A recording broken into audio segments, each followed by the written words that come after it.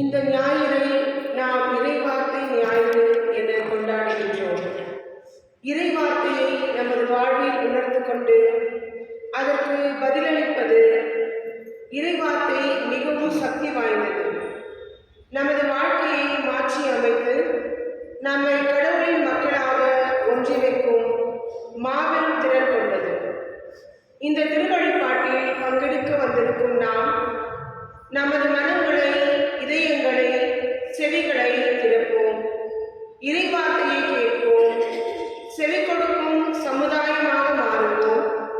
இறைவார்த்தை நமது உள்ளங்களை திறந்து அவற்றில் உள்ள பாவக்கரைகளை கழுவி தூய்மைப்படுத்தி நம்மை கடவுளின் ஆலயங்களாக மாற்றுமாறு இந்த திருப்பலியில் மனமுருக இப்போது இறைவார்த்தையான திருவிவிலியம் பவனியாக கொண்டு வரப்படுகிறது. திருவிவிலியத்திற்கு வணக்கம் செலுத்தி இறைவார்த்தைக்கு கவனமுடன் செவிமடுப்பவர்களாக, இறைவார்த்தையை வாழ்வில் கடைபிடிப்பவர்களாக வாழ்வோம் என உறுதி எடுப்போம். திருவிவிலியம் பவனியாக கொண்டு வரப்பட்டு அலங்கரிக்கப்பட்ட வாசக மேடை மீது வைக்கப்படும். அதற்கு தூய மலர் அஞ்சலி செலுத்துவோம். இறைமக்கள் அனைவரும் திருவிவிலியத்தின் முன் தங்கள் கரங்களை உயர்த்தி பிடித்து திருவிவிலியத்தை தினந்தோறும் வாசிக்கவும் வாழ்வில் கடைபிடிக்கவும் உறுதியேற்போம்.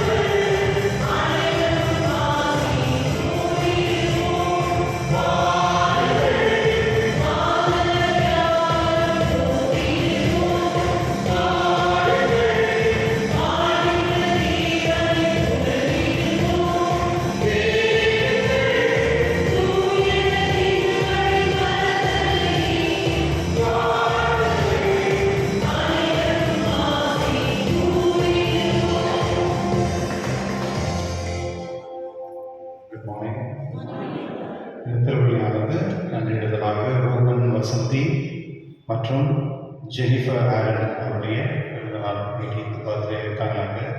Jennifer okay, happy birthday. மற்றும் ஜோசப் அர்பனாஸ் தாமஸுடைய குடும்பத்தினர் நன்றிதலாக இருக்கின்றார்கள். மரித்த நிர்மலா ராணி அப்ரஹாம் டெத் ஆனிவர்சரி மற்றும் பிந்து லுவினாவுடைய ஆண்களுக்காக இந்த திருவிழா கொடுக்கப்படுகின்றது. மற்றும் விசேஷமாக கருத்துக்களுக்காக கெவின் தானே அவருடைய கருத்துக்களுக்காக திருவிழா கொடுக்கப்படுகின்றது. தந்தை மகன் தூய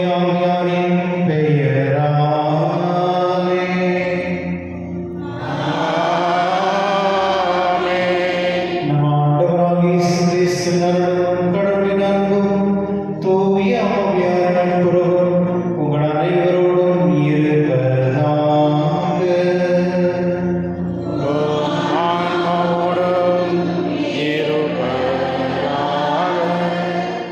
கிறிஸ்துவில் அன்பான சகோதர சகோதரியே, இன்று தாய் திருச்சபையானது வார்த்தை கொண்டாடுகின்றது. கடவுளுடைய வார்த்தையை கொண்டாடுகிறது. இந்த வார்த்தை தான் இந்த உலகத்தை ரட்சித்தது. அந்த வார்த்தை தான் மனிதனாக மாறப்பட்டது. இந்த வார்த்தை தான் உயிர். இந்த மூச்சு இல்லையா, மூச்சு, அந்த மூச்சு தான் உயிர் நம்ம சொல்றோம். அந்த மூச்சு தான் வார்த்தை, அந்த வார்த்தை தான் உயிர். அதனால இன்று நம்ம விசேஷமாக எத்தனை பேர் பைபிள் கொண்டு வந்திருக்கீங்க? Okay, very good. இப்பொழுது உன்னதங்களில் பாடப்படுவது அந்த பைபிளும் உங்களை ஆசீர்வதிக்கப்படுகின்றது. கிறிஸ்தவர்களை யார் ஒரு மனிதன் கடவுளுடைய வார்த்தை கேட்டு வாழ்கின்றேன் என்ற நம்பிக்கையோடு இருப்பார்களோ அவர்கள் அனைவருமே கடவுள் பாதுகாப்பார். அவர்கள் எப்பொழுதுமே மோட்ச பாக்கியம் கிடைக்குமாறு. அதனால்தான் இந்த உலகத்திலே பார்க்கும் பொழுது உலகம் எல்லா இடத்துலையும் இந்த பைபிள் கடவுளுடைய வார்த்தை மூலத்தான் ஒரு மாற்றம் கொண்டு வந்திருக்கு தவிர வேறு எதனாலும் கிடையாது. அதனால இந்த வார்த்தை தான் நம்முடைய உயிர்.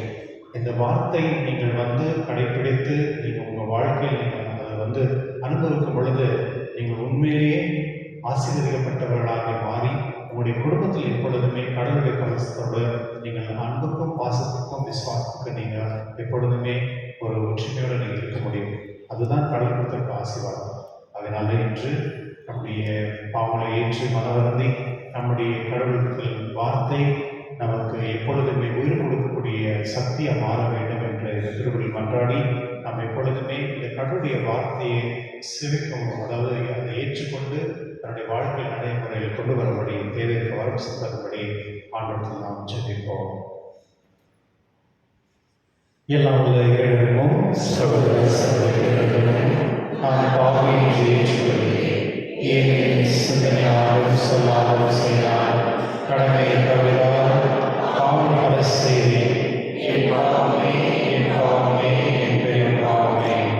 ஆகையால் எப்போதும் தனியாக அறியாமல் வாழ்ந்துள்ள அனைவரும் சகோதர சகோதரிகளுடன் நம் இறைவனாக ஆண்டவரிடம் எனக்காக வேண்டிக் கொள்கின்றேன். எல்லாம் உள்ள இறைவன் நம் மீது இரக்கம் வைத்து நம் பாவங்களை மன்னித்து நம்மை நிலை வாழ்வுக்கு அழைத்து செல்வாராக.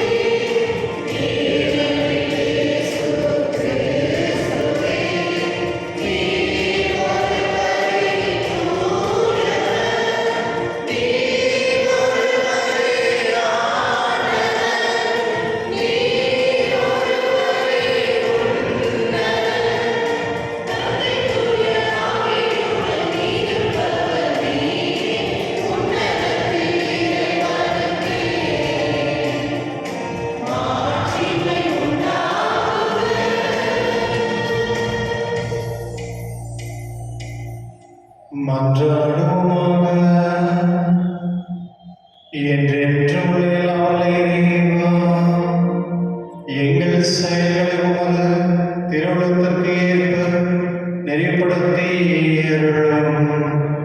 இவ்வாறும் அன்பு திருமகனின் பெயரால் நாங்கள் மிகுதியான நற்செயல்களை புரிந்திட தகுதி பெறுவோமாக. உம்முடைய தூய ஆவியார் ஒன்றிப்பில் இறைவனாய் என்றென்று வாழ்ந்து ஆட்சி செய்கிற ஆண்டவரும் உம் திருமகனாகிய இயேசு கிறிஸ்து வழியாக உம்மை மன்றாடுகின்றோம்.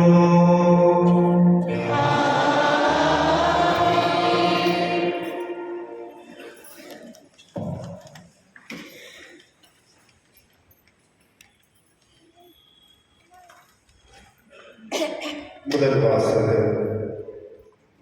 இறைவாக்கினர் ஏசாயா நூலிலிருந்து வாசகம்.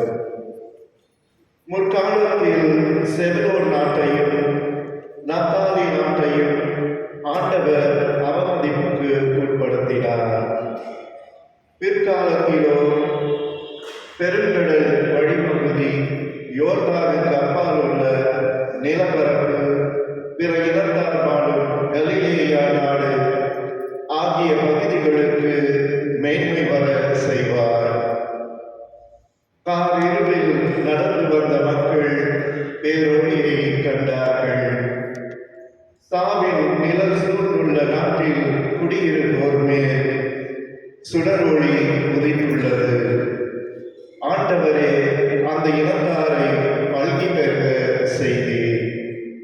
அவர்கள் மகிழ்ச்சியை மிகுதுபடுத்தினீர். அறுவடை நாளில் மகிழ்ச்சி வருவது போல் உம் திருமுன் அவர்கள் அகமகிழ்கிறார்கள். கொள்ளை பொருளை பங்கிடும் போது அக்களிப்பது போல் களி கூறுகிறார்கள். மிதியன் நாட்டுக்கு செய்தது போல அவர்களுக்கு சுமையாக இருந்த நோக்கத்தை நீர் உடைத்தெறிந்தீர். அவர்கள் தோலை தூணாக்கிய தாடியை தகர்த்து போட்டீர். அவர்களை ஒடுக்குவோரின் கொடுங்கோலை ஒடித்தெறிந்தீர். ஆண்டவரின் அருள்வாக்கு. இறைவாக்கு நன்றி. பதிலுரை பாடல் பல்லவி. ஆண்டவரே என் கொடி, அவரே என் மீட்பு. ஆண்டவரே என் கொடி, அவரே என் மீட்பு. யாருக்கு நான் அஞ்ச வேண்டும்? ஆண்டவரே என் உயிருக்கு அடைக்கலம். யாருக்கு நான் அஞ்சி நடக்க வேண்டும்? நான் ஆண்டவரிடம் ஒரு விண்ணப்பம் செய்தேன், அதை நான் நாடி தேடுவேன். ஆண்டவரின் இல்லத்தில் என் வாழ்நாளெல்லாம் நான் குடியிருக்க வேண்டும். ஆண்டவரின் அழகை நான் காண வேண்டும். அவரது கோவிலில் அவரது திருவுளத்தை கண்டறிய வேண்டும். வாழ்வோரின் நாட்டிலே ஆண்டவரின் நலன்களை காண்பேன் என்று நான் இன்னும் நம்புகின்றேன். நெஞ்சே, ஆண்டவருக்காக காத்திரு, மன உறுதி கொள், உன் உள்ளம் வலிமை பெறட்டும். ஆண்டவருக்காக காத்திரு.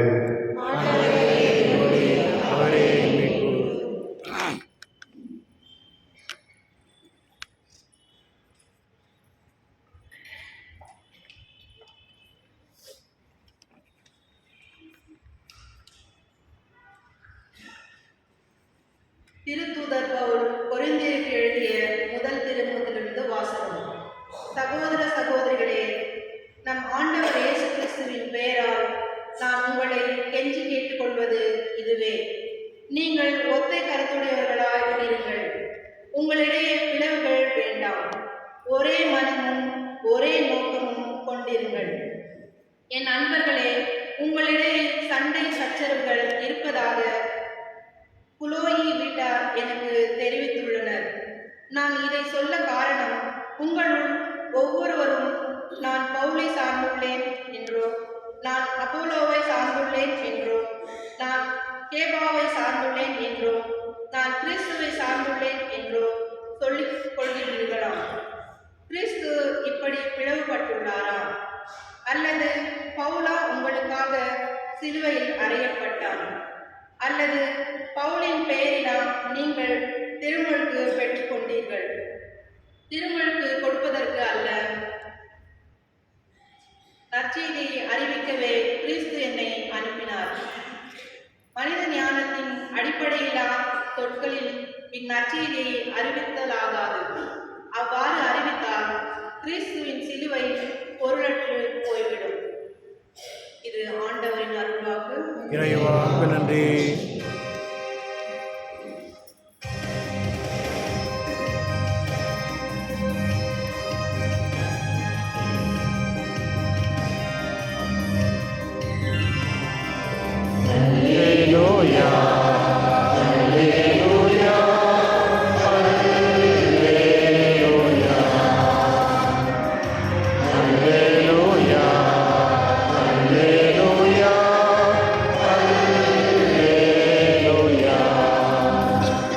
இயேசுவின் அரசை பற்றி நற்செய்தியை பறைசாற்றினார். மக்களிடையே இருந்து நோய் நொடிகள் அனைத்தையும் குணமாக்கினார். அல்லேலூயா.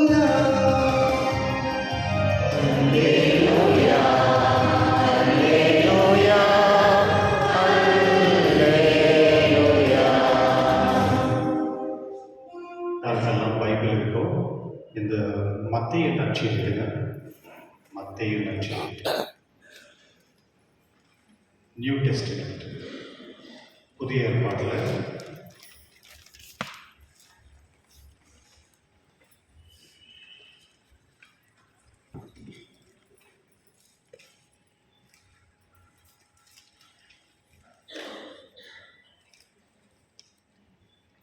மத்தேயு நற்செய்தி 4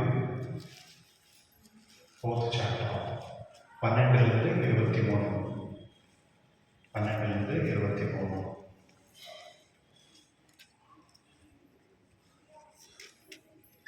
ஆண்டவரோடு இருப்பாராக.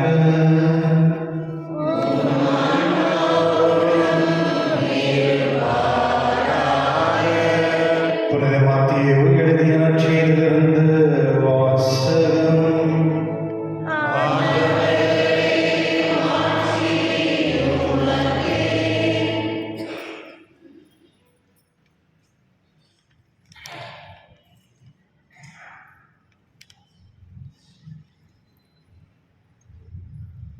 அக்காலத்தில் யோவான் கைது செய்யப்பட்டதை இயேசு கேள்விப்பட்டு கலிலேயாவுக்கு புறப்பட்டு சென்றார்.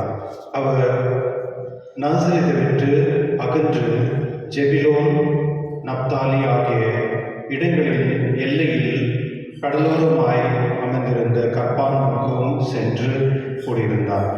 இறைவாக்கினர் ஏசாயா உரைத்த பின்வரும் வாக்கு இவ்வாறு நிறைவேறியது.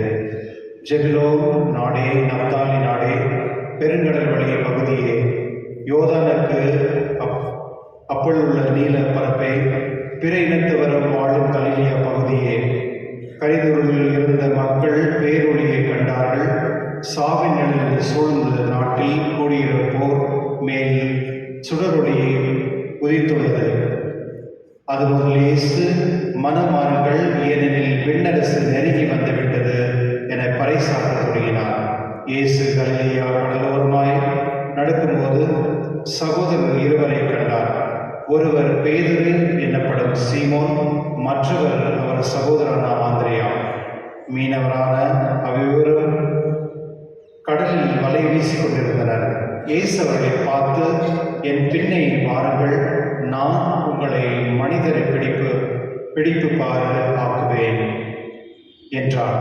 உடனே அவர்கள் வலைகளை விட்டுவிட்டு அவரை பின்பற்றினார்கள். அங்கிருந்து அப்பால் சென்றபோது வேறு 2 சகோதரர்களை கண்டார்.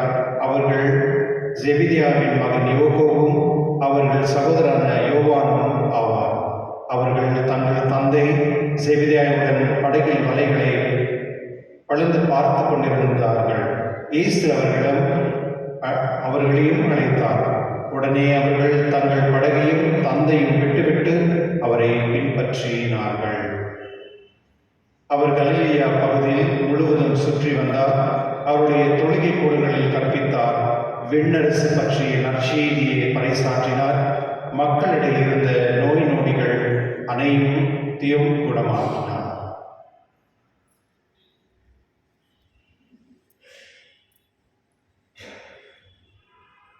இது ஆண்டவரின் நற்செய்தி.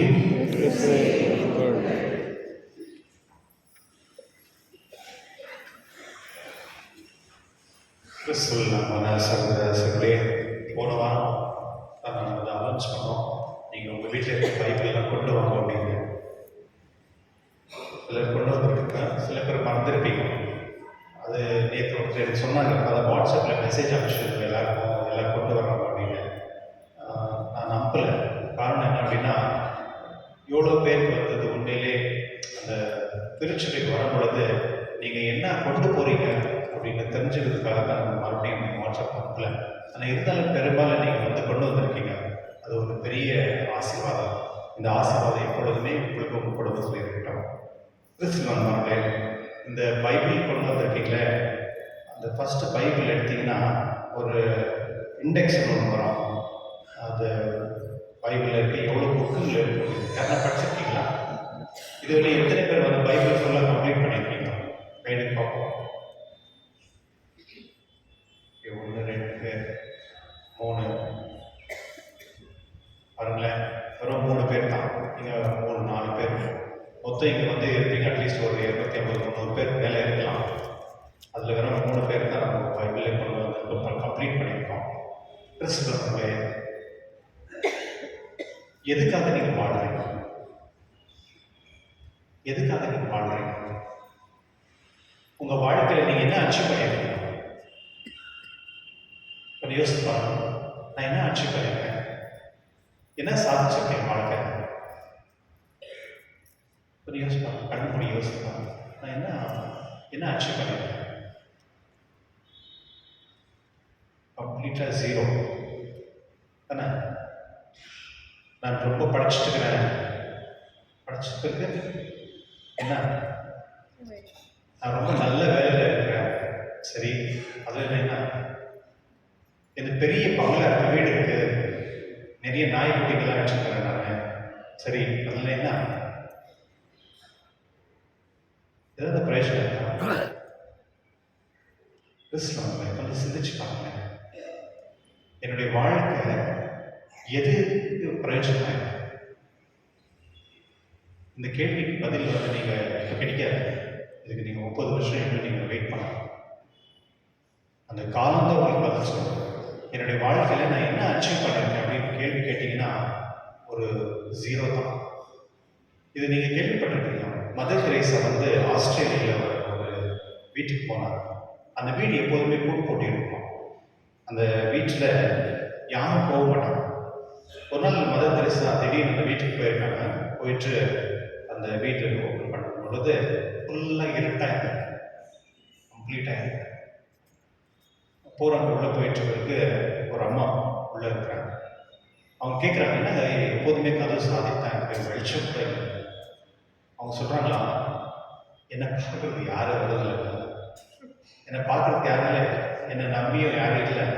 அதனால எனக்கு வந்து இந்த இருட்டு தான் நல்லா இருக்கு, இதில் இருக்கிறது தான் நான் விருப்பப்படுறேன் அப்படின்னு சொல்லியிருக்காங்க. வீடு ஃபுல்லாக குப்பை, கம்ப்ளீட்டாக குப்பை, உள்ள ஸ்மெல், உள்ளவே போக முடியல. மதர் தெரேசா என்ன பண்ணுறாங்க, ஒவ்வொன்றா க்ளீன் பண்ணுறாங்க. அந்த அம்மா சொல்கிறாங்க, இதெல்லாம் பண்ணாதீங்க, இதெல்லாம் தேவையில்லை, எப்படி இருக்கும் அப்படியே இருக்கும் அந்த குப்பை, எனக்கு இதே போதும் அப்படின்னு சொன்னாங்க.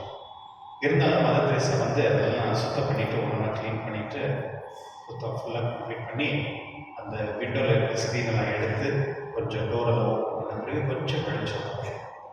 இருந்தாலும் அவங்க ரூமில் ஒரு சின்ன அறையில் வந்து பார்த்தா ஒரு வெளுக்கு, அது ஒரு வெளுக்கு. அவங்க கேட்குறாங்க, அந்த வெளுக்கு கொளுத்துறேன் அப்படின்னு சொல்லிட்டு அவங்க அந்த வெளுக்கை வச்சுட்டு அப்போ அவங்க மறுபடியும் சொல்கிறாங்க, இதெல்லாம் என்ன பண்ணணுமா, நீ போயிடுவேன், மறுபடியும் நீ வரமாட்டேன், மறுபடியும் நாளைக்கு இதே மாதிரி குப்பை தான் இருக்கும், அதெல்லாம் நான் இருக்கிற மாதிரி இருந்தால் தான் நல்லா இருக்கும். அப்போ மதர் தெரேசா சொன்னாங்க, சரி அப்படி தானே உங்கள் பிரச்சனை, நான் திணிக்க வந்து 2 பேரை நான் அனுப்பிட்டோமா கான்வென்ட்லேருந்து, அவங்க வந்துட்டு போவாங்க, எல்லாம் சுத்தம் பண்ணி வச்சுருவாங்க.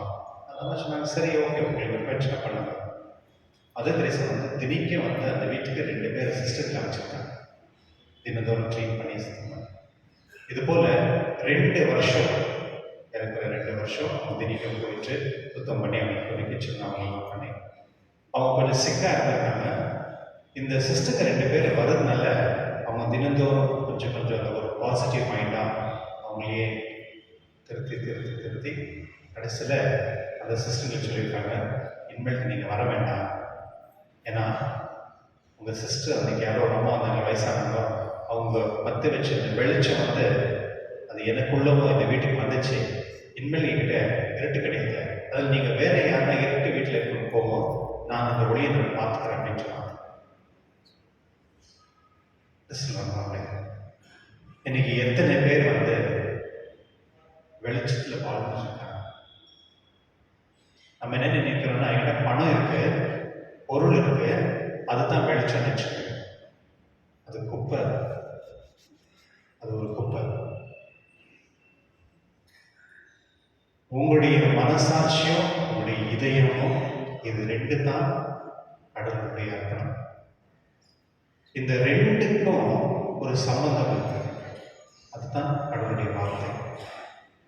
நீங்க எப்போ வந்து கடவுளுடைய வார்த்தையை சாப்பிடுறோம், இது ஒரு சாப்பாடு, இதுதான் நம்மளுக்கு வந்து நித்திய ஜீவன் கொடுக்கக்கூடிய உணவு.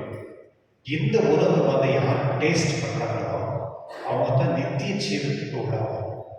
இந்த மோட்சத்துக்கு போக வேண்டிய, எனக்கு நான் மோட்சத்துக்கு போகணும் அப்படின்னு நான் விருப்பப்படுறவங்களுக்கு வந்து இதுதான் உணவு. இந்த உணவை நீங்க சாப்பிட்டா தான் நீங்க வந்து என்ன சொல்றது, ஹெல்த்தியா இருக்க முடியும். ஹெல்த்தியா இருக்க தான் கடலுக்கு போக முடியும். இதுதான் தினைக்கு நம்ம சாப்பிட வேண்டிய உணவு. எனக்கு தெரிஞ்ச ஒரு குடும்பம், அந்த குடும்பம் வந்து நல்லா இருந்தாங்க, பெல்டூர் ஆஃபீஸில் போய் நல்லா சம்பாதிச்சிருந்தாங்க. ஆனால் ஆஃபீஸ் இந்த ஐடி கம்பெனி இதெல்லாம் வந்து கொஞ்சம் பார்ட்டி கீட்டி அந்த மாதிரிலாம் இருந்தனால அவங்க ஃப்ரெண்ட்ஸும் மூலியம் அவர் குடிக்கிறது ஸ்டார்ட் பண்ணிட்டாங்க. குடிச்சிட்டு ஸ்டார்ட் பண்ணாரு. ரொம்ப அன்பாக இருந்த மனைவி பிள்ளைகள் எல்லாமே ஒருத்தர் அப்படியே பிரிஞ்சு தூரமாகவே போயிட்டாங்க. ஏன்னா அவர் குடிச்சிட்டு வந்த பிறகு ஒரே சண்டை, கருத்து, கூச்சல், ஒரு அதிகாரம், நிறைய டிஸ்டர்பன்ஸு, ஒரு அமைதியில், சிறு பிள்ளைங்களுக்கு ஸ்கூல் போக முடியல, நிறைய பிரச்சனை. அதனால சண்டை வந்து அடிச்சு இந்த மாதிரி குழப்பத்தில் வந்து குடும்பம் போயிடுச்சு. கடைசியில் வந்து கணவன் மனைவி 2 பேரும் வந்து டிவோர்ஸ்க்கு வந்து அப்படியே போயிட்டாங்க. கடைசியில் ஒரு ரிட்ரீட் நடந்தது, காரணம் வந்து ஒரு ரிட்ரீட். அங்கே வந்து இந்த ஃபாதர்ஸ் இந்த பேர் வந்துட்டாங்க. அந்த ஃபாதர்ஸ் வந்து இந்த ரிட்ரீட் நடத்துகிறாங்க. அவங்க வந்து இந்த கப்பிள்ஸ், இந்த ப்ராப்ளமாக இருக்கிற கப்பிள்ஸ் வந்து வாங்க அப்படின்ட்டு ஒரு இருந்தாங்க. அந்த ப்ரீஸ்டுகளுக்கு அனுப்பிச்சினாங்க.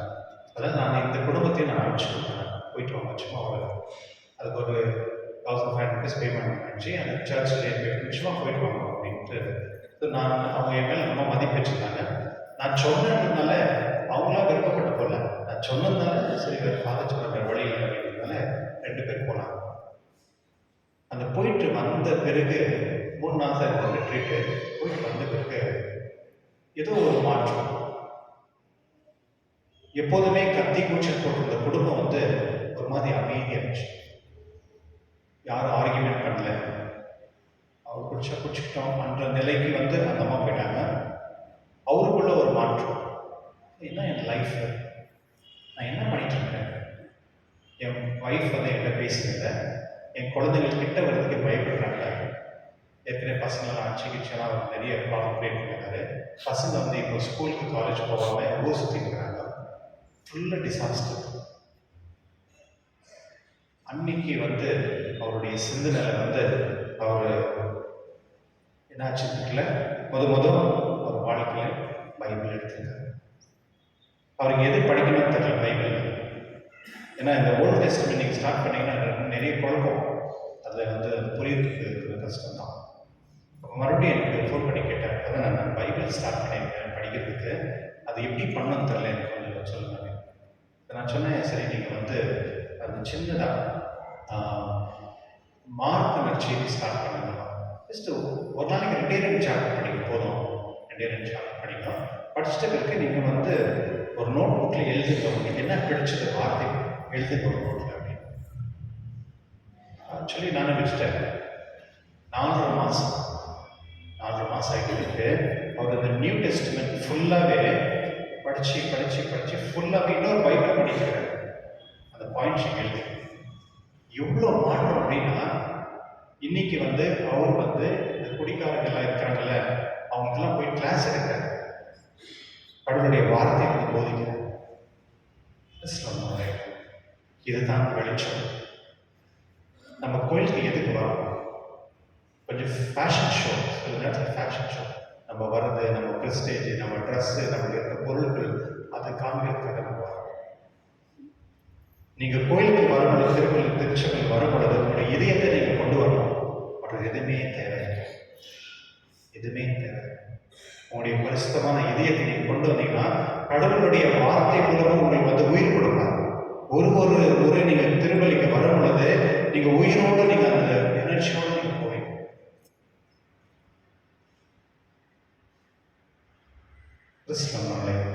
இது நீங்கள் உங்கள் வாழ்க்கையில் அட்லீஸ்ட் ஒரு 10 முறை நீங்கள் அந்த பைபிள் கம்ப்ளீட் பண்ணிருக்கீங்க. படிக்க தெரியாதும் பரவாயில்லை, படிக்க தெரிஞ்சவங்களே நிறைய பேர் காதில் கேட்குறாங்க, அப்புறம் சொல்றது கேட்குறாங்க. இந்த வார்த்தையுடைய சக்தி எவ்வளோ அப்படின்னு இந்த உலகத்தில் நீங்கள் எங்கே போய் பாருங்க. இந்த உலகத்தை மாற்றியது இந்த கடவுளுடைய வார்த்தை தான். நீங்கள் எந்த ஒரு கண்ட்ரி, இந்த நாடு எடுத்துக்கோங்க, இந்த நாட்டில் எப்படி இருந்தது இந்த நாடு? இன்னைக்கு நீங்கள் இவ்வளோ ஃபெசிலிட்டிஸாக ஒரு எல்லாம் இவ்வளோ என்ன சொல்றது ட்ரெஸ்ஸாக மாடர்னாக நீங்கள் இருக்கிறீங்களே, அதுக்கு காரணம் என்ன? இங்கே இருக்க பொலிட்டிஷியன்ஸா, இல்லை இங்கே இருக்கிற ஆஃபீஸர்ஸா, யார்? இந்த வார்த்தை தான். தாமஸ் வரும்பொழுது, இந்த நாட்டுக்கு வரும்பொழுது கடவுளுடைய வார்த்தையோடு வந்தார். அந்த வார்த்தை மக்களுக்கு கொடுத்தார். பிரான்சிஸ் சேவர் இந்த நாட்டுக்கு வந்தார்.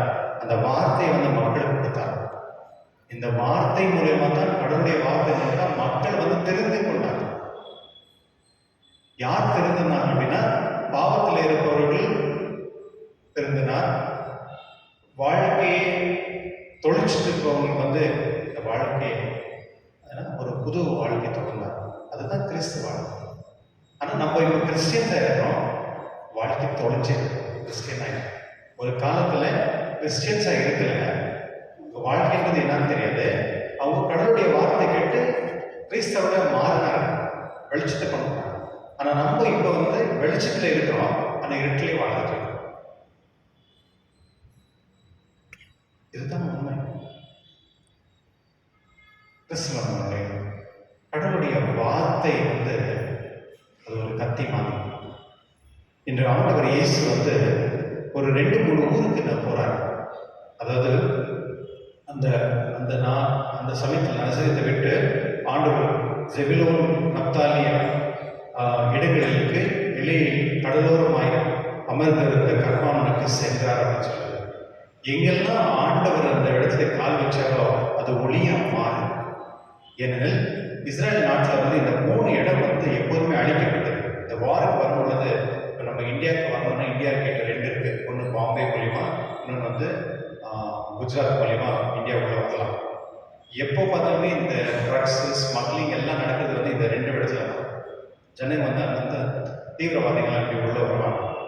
அதுபோல் இந்த 3 ஊர்களுக்குள்ள தான் ஜனங்கள் கண்டெல்லாம் போட்டு அங்கே இருக்க ஜனங்களே, அங்கே இருக்க பொருள்லாம் திருடி போயிடுவாங்க, அழிப்பாங்க. ஆண்டவர் இயேசு முதல் அந்த ஊருக்கு போகும்பொழுது அந்த ஊர் ஒரு ஒளிமயமாக மாறுகின்றது. அங்கே இருக்க மக்கள் ஆண்டவர் இயேசுடைய வார்த்தையை கேட்டு அவர்கள் தன்னுடைய வாழ்க்கையை மாற்றி கொள்கிறார். அவர்கள் எல்லோருமே விசுவாசிக்கிறார். இதுதான் மாற்றம். என்னுடைய நற்செய்தியில் பார்க்கும் பொழுது ஆண்டவர் இயேசு அவருடைய முதல் வார்த்தை மனம் மாறுங்கள், ஏனெனில் விண்ணரசு நெருங்கி வந்துவிட்டது. மனம் மாறுங்கள். திருவள்ளிக்கு ஒரு முறை நீங்கள் வரும் பொழுது நம்ம மாறணும், நம்முடைய இதயம் மாறணும், நம்முடைய மென்டாலிட்டி மாறணும். நம்ம வர மாதிரியே வரோம், அப்படியே போகிறோம். நம்மளை சில அனிமல்ஸ் நினச்சிக்கணும், நாய்க்குட்டியோ பூனையோ, அங்கே நீங்கள் பார்ப்பீங்க, இங்கே எல்லாம் கெலிச் பண்ணி வச்சுருப்பீங்க. நல்லா வந்தீங்கன்னா பூனைகள்லாம், நாயோ பூனைக்குட்டி உள்ளே வருதுன்னா அது எப்படி போகும்? அது அப்படி தான் போகும், அது அப்படி தான் இருக்கும். ஆனால் மனிதர்களுக்கு நாம் அப்படி இருக்க முடியாது. நாயை போல பூனை மாதிரி நம்ம இருக்க முடியாது. நம்ம மனிதர்களாக இருக்கிறதுனால கடவுள் நமக்கு ஒரு ஆன்மா கொடுத்துருக்கிறார். அந்த ஆன்மாவை நம்ம ஏற்றுக்கொண்டு அந்த ஆன்மாவுக்கு வந்து எப்பொழுதுமே ஆட் ஆன் பண்ணணும். Extra add. என்ன எக்ஸ்ட்ரா ஆட்னா அன்புக்கு சிறந்ததா, பாசத்துக்கும் விசுவாசத்துக்கும் நம்பிக்கைக்கும் சார்ந்த அந்த இதயம் வந்து ஆட் ஆன் பண்ணிட்டே இருக்கணும். அதுதான் என்னுடைய வளர்ச்சி. நம்ம என்ன நினைக்கிறோன்னா வளர்ச்சின்னா கொஞ்சம் பிஸ்னஸ் வந்துச்சு, எங்கிட்ட பணம் இருக்கு, எங்கிட்ட பில்டிங் இருக்கு, அதுதான் வளர்ச்சி. அதெல்லாம் குப்பை. நிறைய நம்ம வந்து நிறைய அலங்காரம் பண்ணி வரோம், அதெல்லாம் குப்பை. ஒன்றுமே யூஸ் இல்லை, வேஸ்ட். 20 வயசுல இருக்கிற முகம் வந்து 40 வயசுல மாறிடும். 40 வயசுல இருக்கிற முகம் வந்து 60 வயசுல கம்ப்ளீட்ல. அப்போ என்ன அதனுடைய மீனிங் என்ன அப்படின்னா எதுவுமே நிரந்தரமாக இல்லை. அப்போ கடவுளுடைய வார்த்தையை நாம் கேட்கும் பொழுது நம்மளுடைய இதயத்தை நம்ம அலங்காரம் பண்ணிக்கிறோம். பியூட்டிஃபிகேஷன் பண்ணுறோம் இதயத்தை. அந்த பியூட்டிஃபிகேஷன் என்ன அப்படின்னா அன்பாக இருக்கிறது, மற்றவங்களை மதிக்கிறது, ஏழ்மையாக இருக்கவங்களுக்கு வந்து நம்ம சப்போர்ட் பண்ணணும், ஒரு சேவை செய்யக்கூடிய மனப்பான்மை இருக்குது, ஒரு மகிழ்ச்சியாக இருக்கிறது, எல்லாரோடும் ஒன்றா சேர்ந்து வாழ்வது, ஒருத்தருக்கு ஒருத்தர் வந்து பகிர்ந்து கொள்வது, ஒருத்தர் வந்து கஷ்டத்தில் நோவில் இருக்கும் பொழுது அவர்களை வந்து மேலே தூக்கி வைப்பது. இதுதான் தி பியூட்டிஃபிகேஷன் ஆஃப் ஹார்ட்.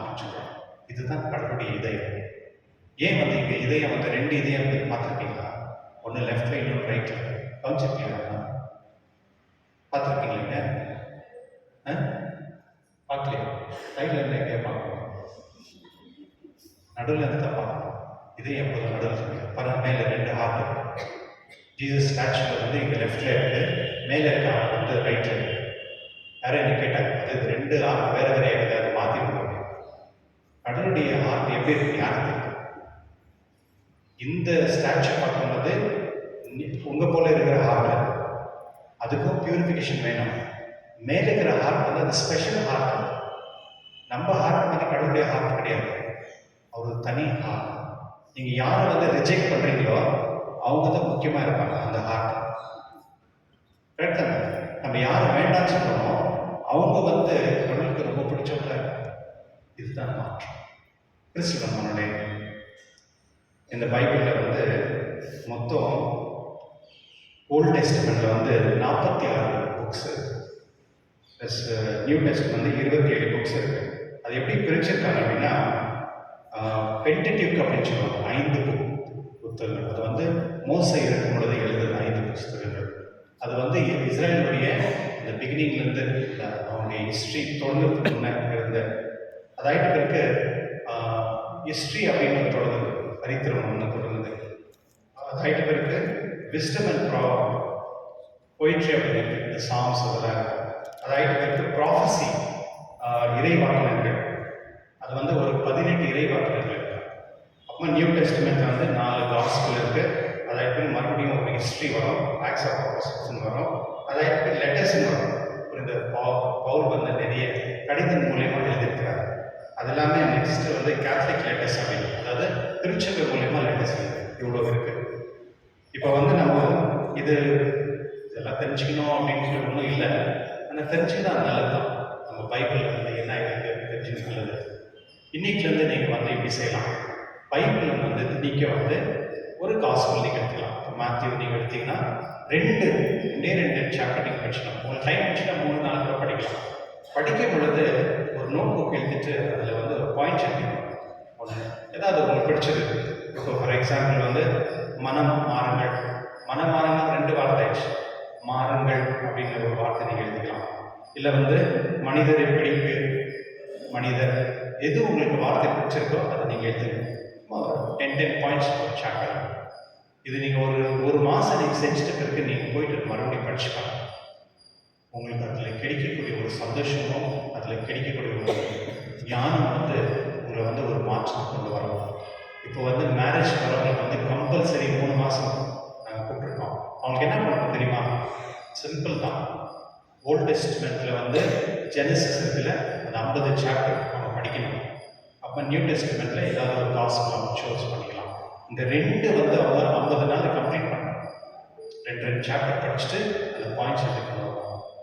அதை வச்சு தான் அவங்களுக்கு வந்து மேரேஜ் ப்ரிப்ரேஷனை நம்ம தொடங்குறோம். நீங்கள் கேட்பாங்க யார் மேரேஜ் வராங்களோ அவங்க இதை தான் நம்ம சொல்லி கொடுக்குறோம்.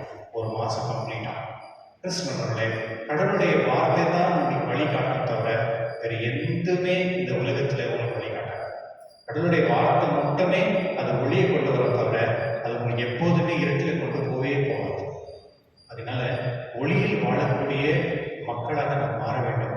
ஏற்கனவே நம்மளுக்கு ஞானஸ்தானம் மூலமா கடவுள் நம்மளை ஒளியை ஆசீர்வதிக்கிறாங்க. ஆனால் நம்ம என்ன பண்ணியிருக்கோம்னா ஒளியை ஒரு கூரையில் போட்டு மூடி வச்சுக்கணும். ஒளி மற்றவங்களுக்கு வழி காட்டணும். நீங்கள் தான் ஒளி. நீங்கள் இருக்க ஒருவருமே நீங்கள் ஒளி. இந்த ஒளியினால மற்றவங்களுக்கு அந்த ஒளியை பார்த்து அவர்கள் ஒரு அந்த பாதையில் நல்ல வழியில் போகணும். அதுதான் கடவுள் உங்களுக்கு அழைத்து இருக்கிறார். அதனால தான் இந்த திருச்சுவை, அதனால தான் உங்களுக்கு ஞானஸ்தானம், அதனால தான் இந்த அருட்சாதனம். இதுதான் கடவுள் கொடுத்த அந்த சக்தியும் ஆசீர்வாதம். இதை புரிந்து நம்முடைய வாழ்க்கையில இந்த வார்த்தை மட்டும்தான் எனக்கு கடவுள் என்னுடைய அமைதி சமாதானம் எல்லாமே இந்த வார்த்தை தான் நம்புவவர்களுக்கு கடவுள் இந்த ஆசீர்வாதம் கொடுப்பார். அது மட்டும் இல்லை, யார் இந்த வார்த்தையை கேட்கிறார்களோ, படிக்கிறார்களோ, தெரிந்து கொள்கிறார்களோ, விருப்பப்படுகிறார்களோ அவர்கள் எல்லாருமே புனித தன்மையில் வாழ்கிறார்கள். எப்போதுமே கடவுளுடைய வார்த்தையை கேட்டு வாழ்பவர்கள் எப்போது நியாயமாக இருப்பாங்க, உண்மையாக இருப்பாங்க, சந்தோஷமாக இருப்பாங்க. எந்த ஒரு கஷ்டமோ பிரச்சனை வரும்பொழுது அது தாங்கக்கூடிய சக்தி அவங்களுக்கு கிடைக்கும். இதுதான் புனிதருடைய வாழ்க்கையை பார்க்குறோம். அதனால இனிமேல்ட்டு நீங்கள் பைபிள் கொண்டு வர வேண்டாம், கொண்டு வர வேண்டாம். ஆனால் அன்பியத்துக்கு வரும்பொழுது நீங்கள் பைபிள் கொண்டு வரணும். நிறைய பேர் அன்பியம்னா என்ன, அன்பியம் டைம் பாஸ் சர்ச்சுக்கு போகிறாங்க. நான் சுத்தம் கேட்கணும், இவருடைய வாழ்க்கையில் நீங்கள் பாருங்கள், இந்த எண்டில் தான் தெரியும் வாழ்க்கை. கடவுள் கொடுக்குற அந்த ஆப்பர்ச்சுனிட்டியில் பைபிள் கொடுக்கும் பொழுது நாம் நம்பவே மதிக்கணும். நான் எப்போ என்ன நான் மதிக்கிறேன் அப்படின்னா, இந்த கடவுளுடைய வாழும் பொழுது தான் நான் என்ன மதிக்கிறேன். நிறைய பிரச்சனை, நிறைய ப்ராப்ளம், ஈகோ ப்ராப்ளம் நிறைய இருக்கும். நான் ரொம்ப சுப்பீரியரு, காம்ப்ளெக்ஸு, ரொம்ப ஸ்ட்ரென்த் கம்மி தான் பண்ணுவாங்க. அவங்க எல்லாமே பாருங்கள் ஒரு சைக்காலஜிக்கல் டிஸார்டர். காரணம் என்ன அப்படின்னா, அவங்களுக்கு அந்த பொறுமை கிடையாது, அந்த உண்மையான அன்பு கிடையாது. அவங்களுக்கு ஒரு நியாயமான ஒரு வாழ்க்கை இருக்காது. அதனால தான் அவங்க எப்போதுமே மற்றவங்களை டாமினேட் பண்ண, ப்ரெஸ்டேஜ் காமிச்சு, ஈகோ ப்ராப்ளம் காமிச்சுன்னு, ஸ்ட்ரென்த்து காமிச்சுன்னு பண்ணிருப்பாங்க. ஏன்னா அவங்களுக்கு அந்த ஒளி இல்லாததில்லை. இருட்டு எப்போதுமே ஒரு மனிதனை கீழே தான் போட தவிர நமக்கு வெளியே மேலே கொண்டு வராது. ஒளி மட்டும்தான் நம்ம மேலே உயர்த்தோம். அதனால இந்த வார்த்தைகளை நம்முடைய இதயத்தில் சென்று இந்த வார்த்தை மூலியம் நாம் ஒளியாக வாழக்கூடிய ஆசிரியர்கள் தன்னுடைய திருப்பில் மன்றாடுவோம். எடுக்கின்ற விசுவாசத்தை அறிக்கையிடுவோம். பரலோகத்தையும் உலகத்தையும் படைத்த நம்மள பிதாவுடைய சனேஸ்வரன் அவருடைய இவர் பக்கத்தாயினார் மஞ்சள் அதிகாரத்தில் பாடுபட்டு சிலைகளை அறிந்து மறைத்தொடக்க செய்யப்பட்டார்.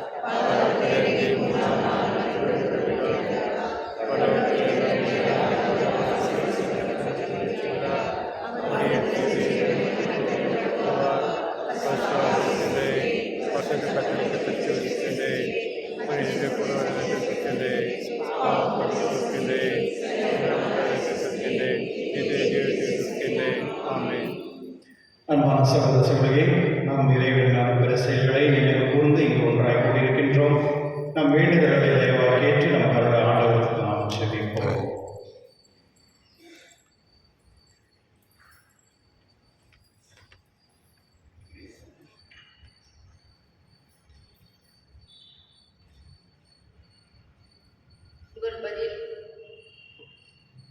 ஆண்டவரே, நாங்கள் விவிலியத்தை புரிந்து கொள்ள உதவியருளும்.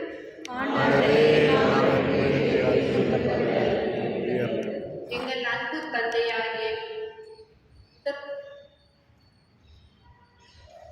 அன்பு தந்தையாகிய முற்காலத்தில் நீர் இஸ்ரேல் மக்களை தேர்ந்து கொண்டது போல இப்போது அகில உலக திரு அவையை தேர்ந்து கொண்டிருக்கின்றீர். இறை மக்களின் புத்தகமான திருவிவிலியம் எனும் அரிய பொக்கிஷத்தை நாங்கள் பெற்றுள்ளோம் என்பதை நாங்கள் உணர்ந்து கொள்ள அருள் தர வேண்டும் என்று இறைவா உம்மை மன்றாடுகின்றோம். நலமளிக்கும் தந்தையே, எங்கள் திருத்தந்தை லியோ எமது பேராயர், ஏனைய ஆயர்கள், குருக்கள், திருத்தொண்டர், துறவியர் மற்றும் இறைவார்த்தையை அறிவிக்கும் பணியில் ஆர்வமுடன் ஈடுபட்டுள்ள அனைவரும் உடைந்து போன உலகினை குணப்படுத்தும் அருமருந்து திருவிலியமே என்பதை மக்களுக்கு உணர்த்த உதவிட வேண்டும் என்று இறைவா உம்மை மன்றாடுகின்றோம்.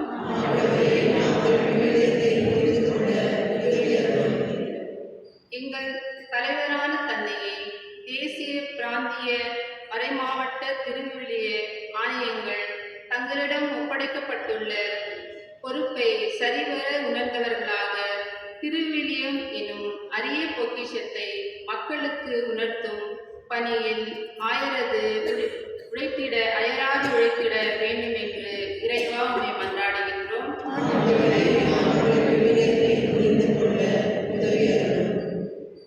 மகிழ்ச்சியுறுவது போல உன் திருமுன் அவர்கள் அகமகிழ்வர்கள் கொள்ளை பொருளை பங்கிடும் போது அக்களிக்கும் போல் களி கூறுவார்களாக.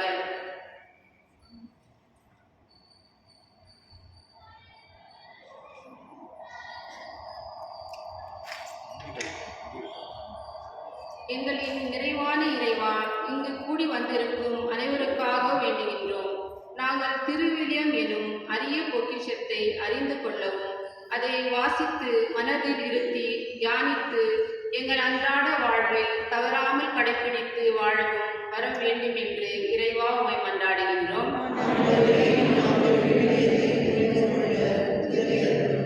தனிப்பட்ட கருத்துக்களுக்காக மன்றாடுவோம்.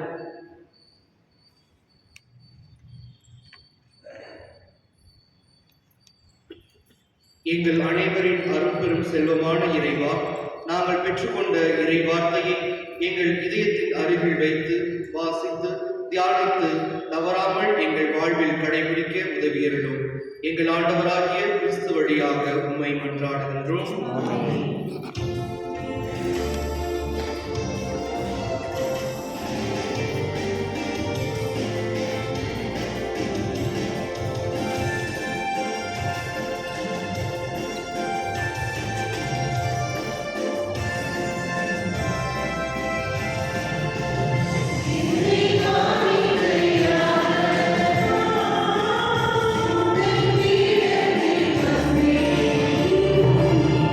Amen.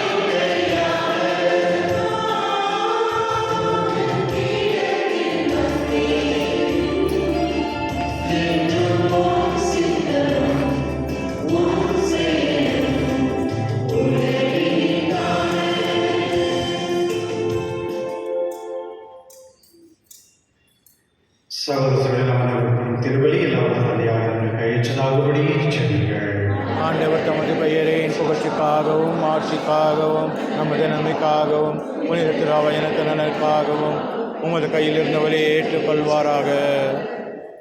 ஆண்டவரே, எங்கள் காணிகளை கழிவுகளை ஏற்றுக்கொள்ள உம்மை வேண்டுகின்றோம். இவற்றை புனிதப்படுத்தி இவை எங்கள் மீட்பிற்கு பயன்பட அருள் புரிவீராக. எங்கள் ஆண்டவராக கிறிஸ்து வழியாக உம்மை மன்றாடுகின்றோம். ஆண்டவர் உங்களோடு இருப்பாராக.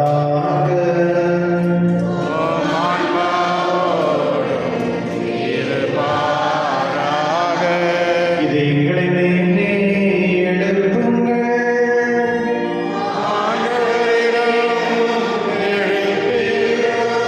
நம் இறைவனாகிய ஆண்டவருக்கு நன்றி கூறுவோம்.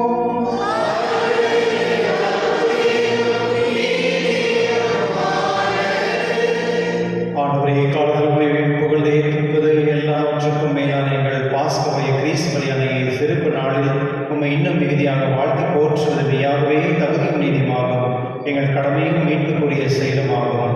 ஏனெனில் உலகின் பாவனை போக்கும் மெய்யான செம்மறி அவரே, எங்களது சாவை தமது சாவால் அளித்தவரும் தமது உயிர்ப்பினால் எங்கள் வாழ்வை புதுப்பித்தவரும் அவரே.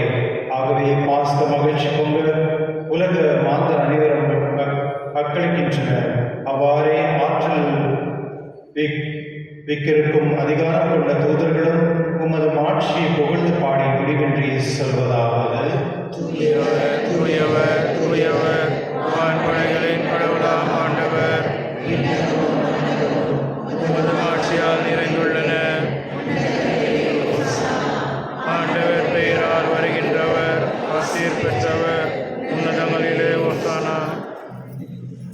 ஆண்டவரே, நீர்மையாகவே தூய்வர் தூய்மனத்துக்கும் ஊற்று. ஆகவே உம்முடைய ஆவியை பொழிந்தே காணிகளை தூய்மைப்படுத்த உம்மை வேண்டுகின்றோம். இவ்வாறு எங்கள் ஆண்டவர் இயேசு கிறிஸ்து உடலும் ரத்தமாக எங்களுக்கு மாறனவாக. அவர் பாடுபடவுள்ள பிடித்த தம்மை கிடைத்த போது அப்பத்தை எடுத்து நன்றி செலுத்தியதை விட்டு தம் சீடு கழித்து அவர் கூறியதாக: அனைவரும் இதிலிருந்து பெற்று உண்ணுங்கள், ஏனெனில் இது உங்களுக்காக கையெழுக்கப்படும் என் உடல்.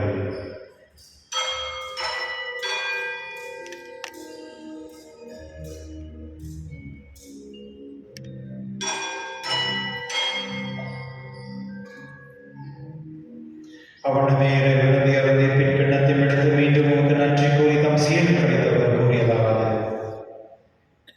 அனைவரும் இதிலிருந்து பெற்று பருங்கள், ஏன் இது புதிய நிலையான உடன்படிக்கைக்கு உரிய ரத்தத்தின் கிண்ணம். இது பாவ மன்னிப்புக்கென்று உங்களுக்காக பலருக்காகவும் சிந்தப்படும். இதை நினைவாக செய்யுங்கள்.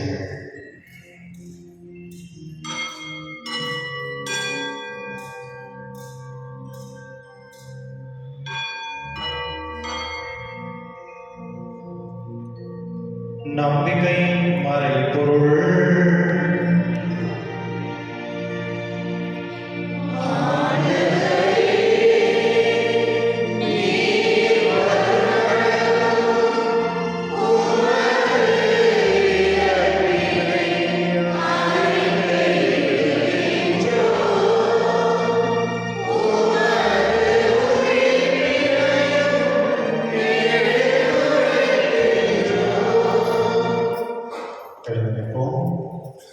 ஆகவே ஆண்டவரே, நாங்கள் கிறிஸ்துவின் இறைப்பையும் உயர்வை நினைவு கூர்ந்து வாழ்ந்த நோக்கத்தை மீட்பளிக்கும் கிண்ணத்தையும் உங்களுக்கு போடுகின்றோம். உம் திருமன்றம் ஊழியம் முறை தகுந்த நிலைகளை ஏற்றுக்கொண்டீர். எனவே உங்களுக்கு நன்றி செலுத்துகின்றோம். மேலும் கிறிஸ்துவின் உடலிலும் ரத்தத்திலும் பங்கு கொள்ளும் எங்களை தூய் அவன் கொண்டு சேர்க்க வேண்டும் நம்மை தாழ்மையுடன் கொண்டாடுகின்றோம். ஆண்டவரே, உலகிற்கு பரவிருக்கும் போது திருவை நினைவு கூர்ந்துள்ளும் எங்கள் திருத்தந்தை திருத்தந்தை லியோ, எங்கள் ஆயர் பீட்டர், எல்லா திருநராக என்னோடும் உமது திருவில் அன்பில் இணைப்பிட செய்திடம். மேலும் உயிர்களின் எதிர்நோக்கும் கோவில் கொள்ளும் எங்கள் சகோதர சகோதரியும் இறந்தோர் அனைவரும் இறக்கத்துடன் நினைவு கூர்ந்து உமது திருமண ஒளியில் ஏற்றிடம். எங்கள் அனைவரும் மீதும் இரக்கமாயிரம். கடவுளில் கணித்தான புனித மரியா, அவருடைய கணவனான புனித யோசேப்பு, புனித திருத்தூதர்கள், இவ்வுலகில் உகந்தவராக இருந்தவராகிய புனிதர் அனைவரோடும் நான் நிலை வாழ்வு பங்கு கொள்ளும் தகுதி பெற்று உன் திருமகன் இயேசு கிறிஸ்துவின் உம்மை புகழ்ந்தேத்து மரபுள்ள உம்மை மன்றாடுகின்றோம். இவர் வழியாக இவரோடு இவரில் எல்லாம் இறைவனாகிய தந்தையே தூய ஆவியார் ஒன்றில் எல்லா புகழும் ஆட்சியும் என்றென்று உமக்கு உரியதே.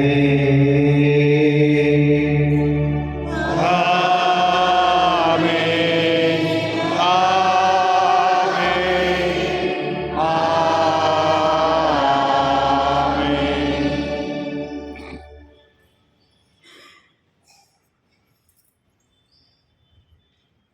கிறிஸ்துவர்களே, ஆண்டவர் இயேசு நமக்கு அவருடைய வார்த்தை மூலமாக நமக்கு உணவாய் நமக்கு அளித்திருக்கிறார்.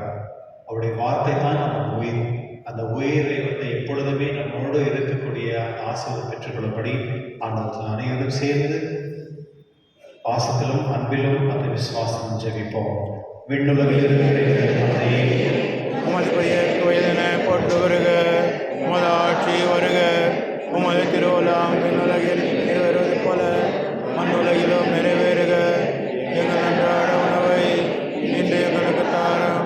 எங்களுக்கு எதிரான குற்றங்களை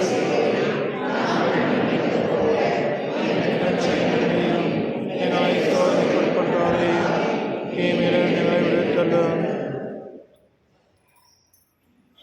ஆண்டவரே, தீமையிலிருந்து எங்களை விடுவித்து எங்கள் வாழ்வில் அமைதியும் கடினமாய் மன்றாடுகின்றோம். உமது இறுக்கத்தின் உதவியால் நாங்கள் பாவத்தில் எப்பொழுது விடுதலை பெற்று யாதொரு கலக்கமின்றி நிலமாயிருக்குமாக நாங்கள் எதிர்நோக்கியிருக்கும் பேரின்பத்துக்காகவும் என் மீட்பராகிய இயேசு கிறிஸ்துவிற்காக காத்திருக்கின்றோம். ஏனெனில் ஆட்சியும் வல்லமையும் ஆட்சியும் என்றென்றும் உமது. ஆண்டவரே, இயேசு கிறிஸ்துவே, அமைதியை உங்களுக்கு விட்டு செல்கிறேன், அமைதி உங்களுக்கு அளிக்கின்றேன் எனும் திருத்தொழுக்கு மொழிந்தீரே. எங்கள் பாவங்களை பாராமல் உமது திருவழியில் அன்பியை நம்பிக்கை கண்ணோக்கி உமது திருவுள்ளத்திற்கு ஏற்பதற்கு அமைதி ஒற்றுமை அளித்தீர்களாக என்றென்று வாழ்ந்து ஆட்சி செய்கின்றவர் நீரே. ஆமென். ஆண்டவருடைய அமைதி உங்களோடும் என்றும் இருப்பதாக. ஆன்மாவோடும் இருப்பதாக. ஒருவரும் அமைதியை பகிர்ந்து கொள்வோம்.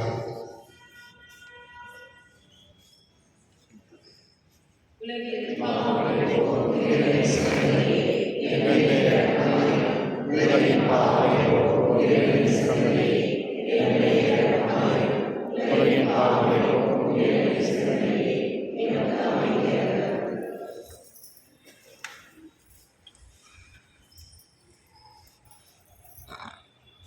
இதோ இறைவன் செம்மறி, இதோ உலகின் பாவங்களை போக்குபவர், செம்மறின் விருது கழக பெற்றோர் பெயர் பெற்றோர்.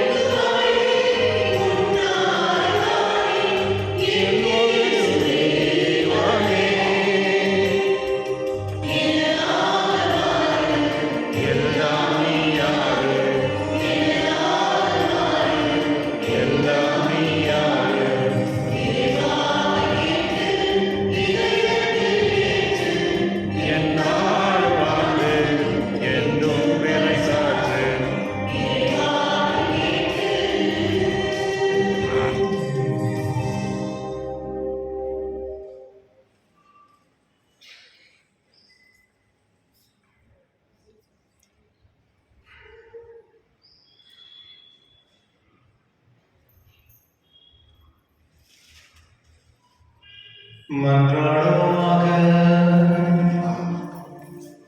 எல்லாம் வல்ல இறைவா, எங்களுக்கு அருள் புரிய உம்மை வேண்டுகின்றோம். அதனால் உயிர்த்தெழுதலுக்கும் உமது அருளை பெற்றுள்ள நாங்கள் உமது கொடையை முன்னிட்டு என்றும் பெருமை கொள்வோமாக. எங்கள் ஆண்டவராக இயேசு கிறிஸ்து வழியாக உம்மை மன்றாடுகின்றோம்.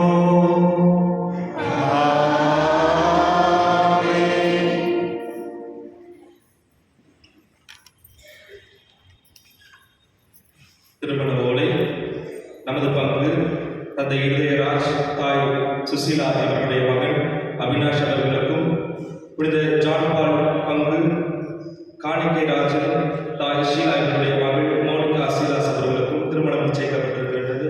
இது முதல் ஓலை.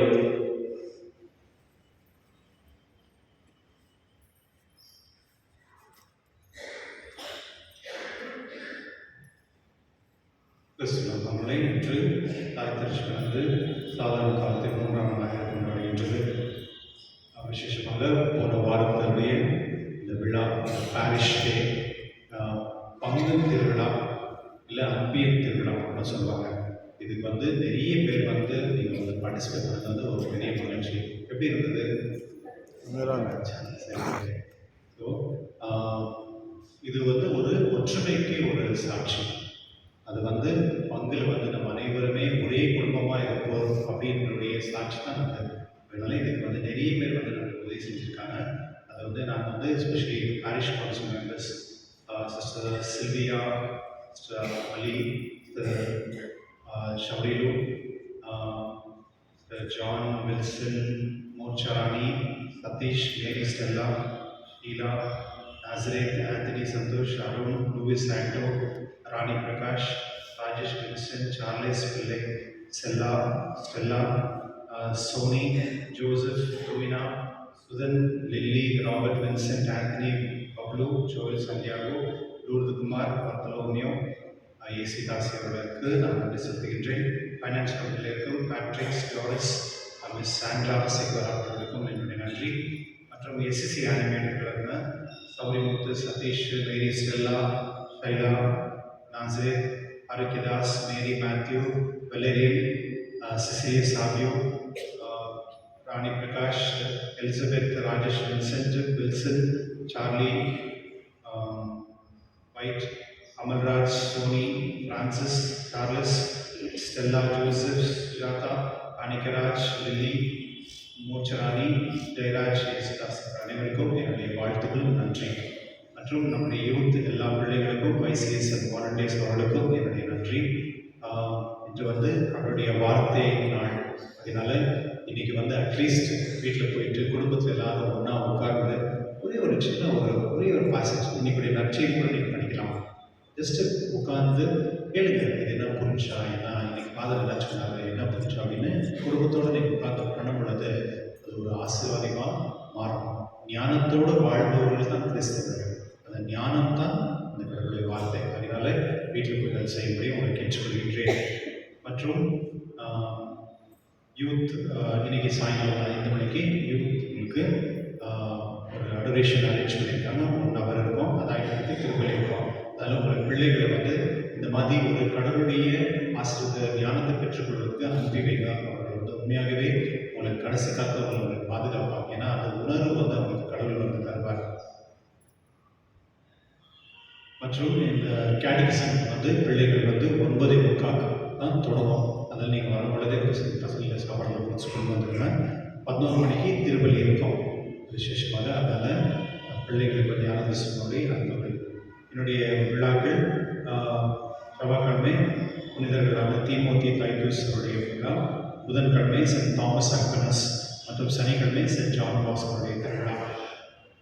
எஸ்சி அன்பியர்கள் இந்த 4 மணிக்கு சென்ட் ஜூன் 4 மணிக்கும், சென்ட் தாமஸ் அவர் லேடி ஃபாத்திமா, மதர் தெரேசா இவர்கள் 6 மணிக்கும் இந்த அன்பியம் இருக்கும். அது பங்கு கொள்ளும்படி கேட்டுக்கொள்கின்றேன். அடுத்த மாதம் 22ஆம் தேதி ஒரு 10 மணி வகுப்படைகளையும் யாரெல்லாம் நம்மளுடைய திருச்சபையில் நம்முடைய பங்கு மக்களும் மற்றும் மற்றவர்கள் யாரெல்லாம் வேறு பங்கிலிருந்து இந்த திருச்சபையில் திருமணம் செய்து கொண்டு இருக்கிறார்களோ 23, 24, 25 ஆண்டுகளில் அவங்களுக்கு வந்து நம்ம கூப்பிட்டு அவங்களுக்கு ஒரு நல்ல ஒரு இன்ட்ராக்ஷன் மாதிரி ஒரு ப்ரோக்ராம் அரேஞ்ச் பண்ணியிருக்கோம். ஒருவேளை யாராவது இந்த 3 வாரத்தில் யாராவது அரேஞ்ச்மெண்ட் பண்ணியிருந்தீங்கன்னா தயவுசெய்து அண்ணா ஃபால்ஸில் வந்து மீட் பண்ணி உங்களை ரெஜிஸ்டர் பண்ணும்படி கேட்டுக்கொள்கிறேன். இன்ஃபென்ட் ஜீஸ் காலேஜில் வந்து லிங்கராஜ்புரியில் BA BCom அட்மிஷனுக்கு யாராவது விருப்பப்படுபவர்கள் அங்கே போய் சேரலாம்.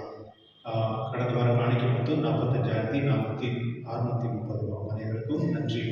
மற்றும் நாளை காலையில் வந்து ஃப்ளாக் ஹோஸ்டிங் இருக்கும். இந்த ரிப்பப்ளிக் டே அதனால 6 மணிக்கு திருப்பலி முடித்த பிறகு ஃப்ளாக் ஹோஸ்டிங் இருக்கும். அதில் வந்து திருப்பலிக்கு வரவங்க பண்ணலாம். எழுந்திருப்போம்.